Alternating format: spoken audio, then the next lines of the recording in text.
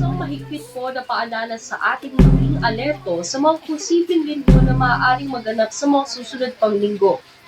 Mahalagang alamin natin ang pinakamalapit na evacuation center sa ating lugar, maghanda ng emergency kit, at ang laging paalala, alamin ang floor plan ng inyong bahay.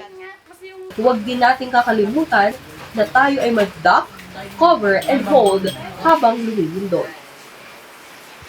Kaya nga mahigpit na pinapaalala sa ating mga Pilipino na magkaroon ng proper execution at safety measures lalong-lalo na sa mga oras ng sakuna. Kung kaya't napakahalaga rin ng floor planning.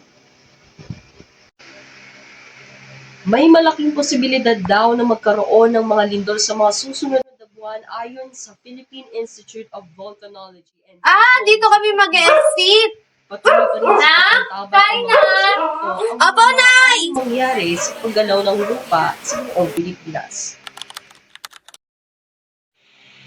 Ngayon naman, para sa kaligtasan ng pamilyang Pilipino, pag-usapan natin ang kahalagahan ng floor planning at bakit kailangan mayroon tayong ganito lalo-lalo na sa oras ng mga sakuna. Madali lamang itong alamin. At isang napakalaking bagay na ito sa ating mga pamilya, lalong-lalo na sa mga oras ng sakuna gaya ng lindol. May next clip dito.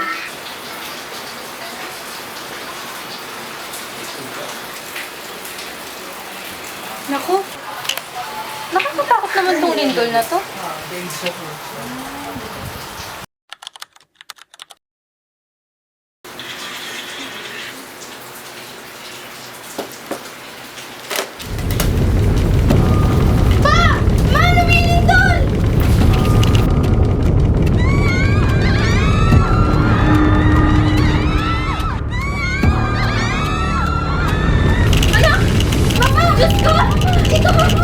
Anak, yung emergency kit!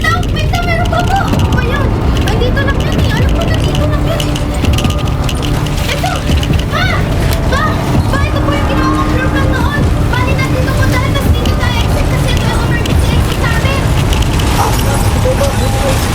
Sige na, punta natin yan. Tara na po, cover and hold! Ayaw panic!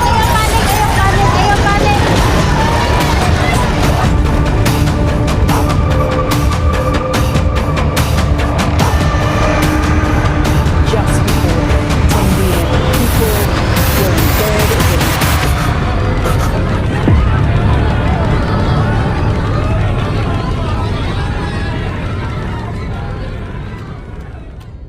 Sa bawat sakuna, tayo ay dapat maging alerto, bantay sarado at laging handa.